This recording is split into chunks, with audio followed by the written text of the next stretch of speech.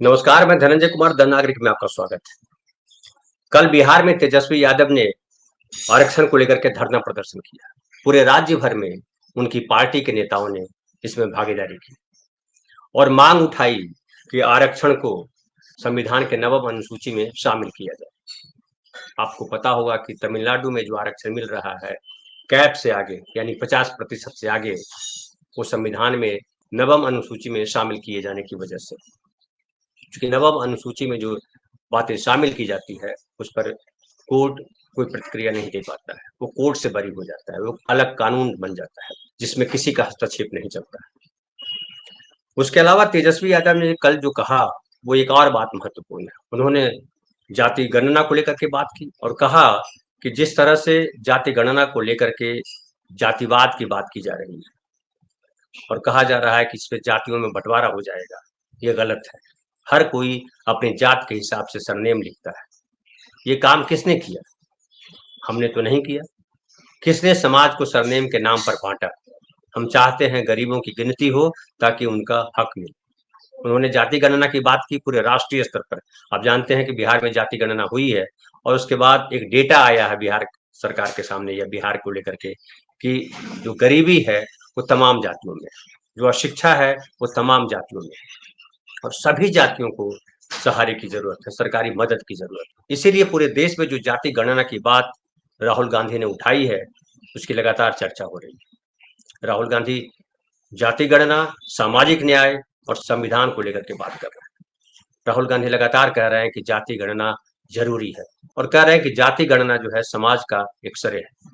उससे पता चलेगा कि समाज में कहाँ बीमारी है और इस बीमारी को कैसे ठीक किया जाए, और तभी सामाजिक न्याय होगा। और सामाजिक न्याय भारतीय संविधान की मांग है, भारतीय संविधान का एजेंडा है।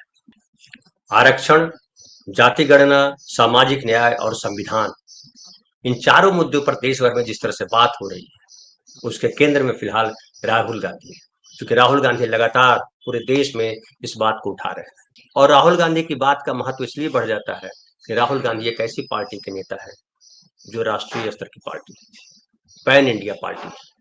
चिराग पासवान हो या तेजस्वी यादव हो या नीतीश कुमार हो या और कोई रीजनल नेता हो, अखिलेश यादव से लेकर के डीएमके के नेता तक, तमाम नेता रीजनल पार्टियों के नेता है। और निश्चित तौर पर वो अपने तौर पर आरक्षण की बात करते रहे, जाति गणना की बात कर रहे हैं, लेकिन राहुल गांधी का कहना एक बड़ा महत्व रखता है, क्योंकि राहुल गांधी बड़ी पार्टी के नेता है, राष्ट्रीय पार्टी के नेता है।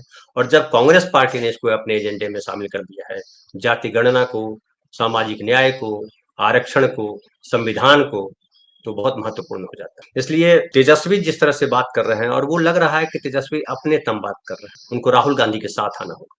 चिराग पासवान ने बड़ा ही जो है बुद्धिमत्ता का परिचय दिया है। एक चैनल में बात करते समय उनसे सवाल किया गया कि राहुल गांधी और चिराग पासवान में कौन बेहतर नेता है, तो चिराग पासवान ने जो जवाब दिया बहुत महत्वपूर्ण जवाब है। उन्होंने कहा कि राहुल गांधी बेहतर नेता है क्योंकि वो विजनरी नेता है, दूरदर्शी नेता है। और ये एक बड़ा राजनीतिक बयान है। तेजस्वी यादव को इसका अर्थ समझना चाहिए। चिराग पासवान ने ऐसा क्यों कहा? तेजस्वी यादव के पिता लालू प्रसाद यादव ने आरक्षण को लेकर के या जो सामाजिक न्याय है उसको लेकर के बड़ी लड़ाई लड़ी है, लेकिन पिछले 20 साल से वो सत्ता में नहीं।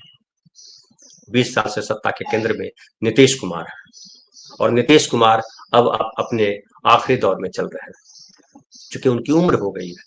ऐसे में चिराग पासवान को ये लग रहा है कि बिहार में जो राजनीतिक परिदृश्य है वो बदलने वाला है और उसमें वो इम्पोर्टेंट रोल निभा सकते हैं। और साथ ही साथ वो ये भी समझ रहे हैं कि उनकी इंपॉर्टेंस तब बढ़ेगी जब राहुल गांधी की चर्चा करेंगे। लेकिन तेजस्वी यादव अब तक इससे बच रहे हैं। उनको लग रहा है कि बिहार में वही जो है बदल सकते हैं चीजों को। 2024 का जो लोकसभा चुनाव है उसमें जिस तरह से प्रदर्शन हुआ इंडिया गठबंधन का, वो निराशाजनक रहा। हालांकि तेजस्वी यादव ने पूरी मेहनत की, पूरे बिहार का दौरा किया, लेकिन कहा गया कि राहुल गांधी को साथ नहीं लिया। राहुल गांधी अगर साथ होते तो बिहार का परिदृश्य कुछ और होता, जिससे उत्तर प्रदेश में हुआ। उत्तर प्रदेश में राहुल गांधी और अखिलेश यादव दोनों के बीच मजबूत साझेदारी दिखाई पड़ी। दोनों एक मंच पर आए, दोनों ने बातें की और एक साथ मोदी सरकार के खिलाफ आवाज उठाई, संविधान की बात की, आरक्षण की बात की, जाति गणना की बात की। जबकि बिहार में तेजस्वी ने ऐसा नहीं किया। हालांकि इसके पीछे कहा गया कि लालू प्रसाद यादव की रणनीति थी, लेकिन ये रणनीति धोखा साबित हुई, ये रणनीति नुकसान पहुंचाने वाली साबित हुई। अब आगे की लड़ाई में मुझे लगता है तेजस्वी यादव को चाहिए कि राहुल गांधी को बार बार वहां बुलाए और उनके साथ मंच साझा करें। कई लोगों को लगता है कि कांग्रेस अगर वहां विस्तार पाती है तो उसे तेजस्वी यादव को खतरा हो जाएगा। ये बात उत्तर प्रदेश के संदर्भ में भी कही जाती है, लेकिन अखिलेश यादव ने इसकी चिंता नहीं की और उसका प्रतिसाद उनको मिला। उत्तर प्रदेश में इतनी सीटें मिलेगी समाजवादी पार्टी को, ये किसी ने सोचा नहीं था। और आज अखिलेश यादव राष्ट्रीय नेता के तौर पे दिखाई पड़ने लगे। खास करके उत्तर प्रदेश की बात करें तो उत्तर प्रदेश के सबसे मजबूत नेता के तौर पे अखिलेश यादव दिखाई पड़ रहे हैं। तेजस्वी यादव को भी यही रास्ता अपनाना चाहिए। तेजस्वी यादव जो राहुल गांधी से दूरी बनाए रखे दिखाई पड़ रहे हैं, उसको खत्म करना होगा, क्योंकि राहुल गांधी ऐसे नेता के तौर पर उभरे हैं जो ईमानदार नेता है, जो पार्टी लाइन से हट करके बात करता है और जिसकी बातों में, चाहे अल्पसंख्यक की बात करें या जो गरीबों की बात करें, जाति गणना की बात करें, सामाजिक न्याय की बात करें, संविधान की बात करें, उन तमाम बातों में ईमानदारी दिखती है और एक प्रतिबद्धता दिखती है और लगता है कि ये आदमी कुछ कर गुजरेगा। और इतना तो फिलहाल हो ही गया है कि जो राजनीतिक बयार है देश की, वो बदली है। आप याद कीजिए कुछ दिन पहले तक क्या था, 2024 के चुनाव के पहले तक क्या था। 2024 के चुनाव के पहले भी या उससे भी पीछे थोड़ा जाइए तो जो राहुल गांधी ने जब भारत जोड़ो यात्रा शुरू की थी, उसके पहले की क्या स्थिति थी। राहुल गांधी पप्पू कहलाते थे, किसी को उम्मीद नहीं थी कि राहुल गांधी कल देश का नेतृत्व कर सकते हैं। लेकिन भारत जोड़ो यात्रा के बाद, भारत जोड़ो न्याय यात्रा के बाद राहुल गांधी ने जो टर्न लिया और सामाजिक न्याय और जाति गणना को लेकर के जिस तरह की राजनीति की, संविधान को लेकर के जिस तरह से बात की, उनकी मजबूती बढ़ती गई, लोगों में विश्वास बढ़ता गया और लोगों को लगने लगा कि राहुल गांधी देश को नई दिशा दे सकते हैं। और अब स्थिति तो ये बन गई है कि मोदी की चर्चा कम होने लगी है। मोदी को अब बुझता सितारा दिख रहा है। आरएसएस के लोग मानते हैं कि अब मोदी से काम नहीं चलेगा और 2024 के चुनाव के पहले आरएसएस ने भी इंटरनल सर्वे में कहा था कि केवल मोदी और राम के नाम पर अब राजनीति नहीं की जा सकती। राहुल गांधी के प्रति आम लोगों का जिस तरह से विश्वास बढ़ता जा रहा है, उनकी लोकप्रियता जिस तरह से बढ़ती जा रही है, वो बतला रहा है कि राहुल गांधी आने वाले समय में देश की राजनीति को बदलने के लिए जो निकले हैं उसमें कामयाबी उन्हें मिलेगी।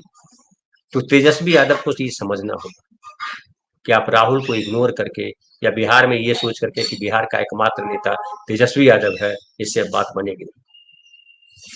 तेजस्वी को अखिलेश और चिराग पासवान से सीखना चाहिए। फिलहाल इतना ही, कल फिर बात करेंगे किसी नए विषय पर।